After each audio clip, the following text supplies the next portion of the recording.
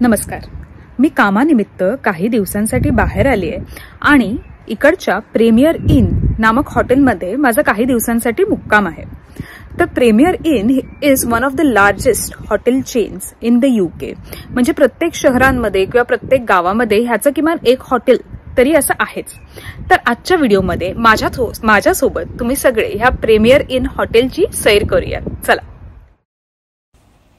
या 3 इमारतींपैकी जी मधली इमारत आहे ते आहे प्रीमियर इन, जिथे माझा पुढच्या काही दिवसांसाठी मुक्काम असणार आहे. शहरात असल्या कारणाने काहीसं हे मॉडर्न होतं. हे आहे ह्यांचा रिसेप्शन एरिया. इथे ठिकठिकाणी बसायला सोफास ठेवले आहेत, म्हणजे वेटिंग आपण जर करत असू तर आपली तिथेच छान सोय होईल. तसं बघायला गेलं तर compared to other hotels reception काही फार मोठं नव्हतं, पण आपल्याला कुठे रिसेप्शनमध्ये राहायचंय. चेक इन केल्यावर मी 4थ्या मजल्यावर आले, जिथे माझी रूम होती.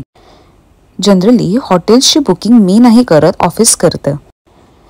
त्यामुळे दार उघडल्यावर मला काय सरप्राईज मिळणार आहे किंवा माझी रूम कशी असणार आहे ह्याची मला नेहमीच उत्कंठा असते.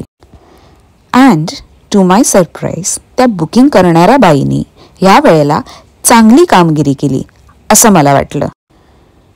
फारच ऐसपैस ब्राईट अशी ती वास्तू होती आणि मला शिरताच क्षणी प्रसन्न वाटलं. खरं तसं म्हणायला गेलं तर माझं ऑफिस कंट्री साईडमध्ये आहे, म्हणजे गावासारख्या ठिकाणी आहे. त्यामुळे मला जर शहरात असं काही ऑफिसच्या निमित्ताने जर यायला मिळालं तर माझ्यासाठी ते एक छोटं वेकेशन सारखंच असतं. खरं तर एवढ्या सुविधा असतात, पण त्या सुविधेचा उपभोग घेण्यासाठी वेळच नसतो. पण प्रत्येक वेळेला वेगळाच एक्सपिरियन्स असतो. चला आपण रूम पाहूयात. प्रत्येक दारावर आग लागल्यावर हॉटेलमध्ये कुठे जमायचं अशी सेफ्टी इन्स्ट्रक्शन्स असतात. सुरुवातीलाच हा फुल लेंथ मिरर होता आणि त्याच्या नजीकच असा फॅन्सी हाफ मिरर. हल्ली आरशांचा आपण कसे दिसतो हे बघण्यासाठी नाही, पण रूम डेकोरेशनसाठी, हाऊस डेकोरेशनसाठी त्याचा खूप उपयोग होतो. सकाळी उठल्या उठल्या चहा आणि कॉफीसाठी जे दर्दी लोक असतात त्यांच्यासाठी हा जणू खजिनाच. पण हो, आपल्या चहासारखी या केटलवाल्या चहाची चव नसणार बरं का. खरं मला पर्सनली हॉटेल रूम्समध्ये टीव्ही असलेला अजिबात आवडत नाही, एस्पेशली जेव्हा वेकेशनला जातो ना तेव्हा. कारण मग कधी कधी टीव्हीमध्ये लक्ष जाण्याची शक्यता असते. या टेबलावर माझ्यासारख्या खादाडांसाठी हॉटेलच्या रेस्टॉरंटचे मेन्यू मांडलेले आहेत आणि काही इन्स्ट्रक्शन्स सुद्धा. पोट भरून खाल्ल्यावर वामकुक्षीसाठी कदाचित सोय केली असावी. आणि ही रात्रीची सोय. रूम्सच्या साऱ्या लाईट्स कनेक्टेड आहेत. 2 स्विचेस बेडच्या शेजारी आणि एक दाराजवळ, म्हणजेच अंधारात चाच पडायला नको.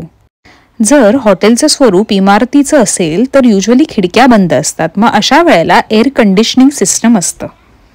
आपल्या इथे आपण 16-17 असं ठेवतो, पण इथे मी युजली 22, 23, 24 असंच मी तापमान ठेवते.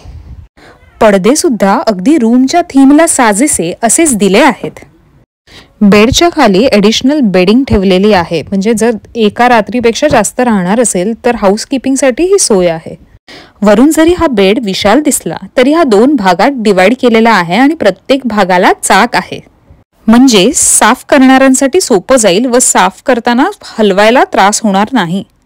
इकडे थंडी असल्या कारणाने इकडचे मॅट्रेसेस जाड असतात आणि हे जे ब्लँकेट्स आहेत ज्यांना इथे डुवे म्हणतात ते सुद्धा जाडच असतं. हा होता माझा मॉर्निंग व्ह्यू. शहर असल्या कारणाने अगदी निसर्ग सौंदर्य नव्हतं, पण तरीही मला प्रसन्न वाटलं. अरे हो, त्या रूम मधलं बाथरूम तुम्हाला दाखवायचं राहूनच गेलं नाही का.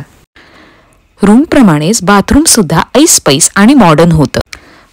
टॉयलेट पेपरसाठी सुद्धा अशी फॅन्सी सोय होती. इथे थंड आणि गरम पाणी दोन्ही असतं. जर नळ उजवीकडे फिरवला तर थंड पाणी आणि डावीकडे फिरवला तर गरम पाणी असतं. बरं, हेच प्यायचं पाणी सुद्धा असतं. आपल्याला वाटेल बाथरूम मधून काय पाणी प्यायचं, पण नाही, इथे प्यायच्या पाण्याची ही सोय आहे आणि हे टॅप वॉटर जे आहे ते अतिशय सेफ असतं. या बाथरूमची खासियत म्हणजे हे आलिशान राजेशाही बाथटब. इथे आंघोळ करायला बादली नसते. इथे आंघोळ करण्यासाठी बाथटब किंवा शॉवर फॅसिलिटीज असतात. मी जरी कुठल्याही हॉटेलमध्ये गेले आणि तिथे जर मी अशी प्लंबिंगची यंत्रणा बघितली आणि नाना प्रकारचे विविध प्रकारचे नळ बघितले की मात्र माझा गोंधळ हा उडतोच. त्यामुळे मग मी काय करते की एकदा पाणी कसं येतं हे कळलं, कुठलं नळ चालू बंद केल्यावरती पाणी सक्सेसफुली बाहेर येतं हे कळल्यावर मी ती सेटिंगला अजिबात त्या सेटिंगची छेडछाड अजिबात करत नाही. आणि म्हणूनच बाथरूममध्ये अगदी बादली असणं किंवा साधी सोपी नळाची यंत्रणा असणं म्हणजे उघडलं की नळ चालू झालं आणि नळ बंद झालं, फार फार तर गरम आणि थंड पाणी, इतकंच कॉम्प्लिकेशन मला आवडतं. आणि हे आहे बाथटबचं स्टॉपर. हे इथे असं लावलं आणि नळ चालू केला की ह्यात पाणी बेसिकली भरायला लागतं. माझ्या घरात आम्ही जेव्हा एका महिन्याने घरातील पडदे धुवायला काढतो तेव्हा आम्ही रात्रभर गरम पाणी करतो बादलीत आणि मग त्यात ते पडदे भिजत घालतो आणि मग सकाळी जी काही मळ वगैरे असेल त्या पडद्याची ती त्या पाण्यासोबत धुवून निघून जाते. त्यामुळे बाथटबमध्ये आंघोळ करताना आपण एखादा मळलेला पडदाच आहोत का असं मला काहीसं वाटतं आणि आंघोळीचा हा प्रकार मला काहीसा रुचत नाही. आत्ता वेळ झाली ब्रेकफास्टची. याला इंग्लिश ब्रेकफास्ट म्हणतात. बीन्स, मशरूम्स, मग बटाट्याचे कटलेट सारखे हॅश ब्राउन्स, टोमॅटो, अंड, हे काळं काहीतरी आणि अजून काही प्रकार. सोबतीला ब्रेड, बेकरी आयटम्स, केक्स असे होते. आपल्याला कसं केचप, सॉस अशी पाकिटं मिळतात तसेच इथे जॅम्स, बटर्स असे पाकिट होते. हे दह्याचे बॉक्सेस आणि इथे ब्रेड गरम करण्यासाठी टोस्टर. ही होती माझ्या ब्रेकफास्टची प्लेट. पण रात्री मात्र मी भारतीय रेस्टॉरंटमध्ये जाऊन मसाला डोसावरती छान ताव मारला. इंग्लिश ब्रेकफास्ट एका दिवसासाठी बरा वाटतो, पण मग सतत सलग तेच खायचं म्हणजे त्या ब्रेकफास्टमधून माझा काही फारसा रस असा निघून जातो. खरं तर मला आपल्या भारतीय पद्धतीचे पोहे, उपमा, इडली, डोसा असे नाश्त्याचे प्रकार आवडतात. Which brings me to a very important point. ते म्हणजे आपण कितीही कुठलाही फॅन्सी हॉटेलमध्ये गेलो, त्याच्यात कितीही मॉडर्न फॅसिलिटीज असल्या, कितीही रिलॅक्सिंग वाटलं तरी त्या हॉटेल्समध्ये फक्त 4 दिवसच बरं वाटतं. पण जी मनशांती आपल्याला आपल्या घरी पाऊल ठेवल्यावरती मिळते, आपल्या माणसांसोबत 4 गोष्टी शेअर केल्यासोबत मिळते, 4 गोष्टी व्यक्त केल्यावर मिळते, ती मनशांती कुठल्याही फॅन्सी हॉटेलच्या 4 भिंतींमध्ये आपल्याला मिळणार नाही असं मला वाटतं.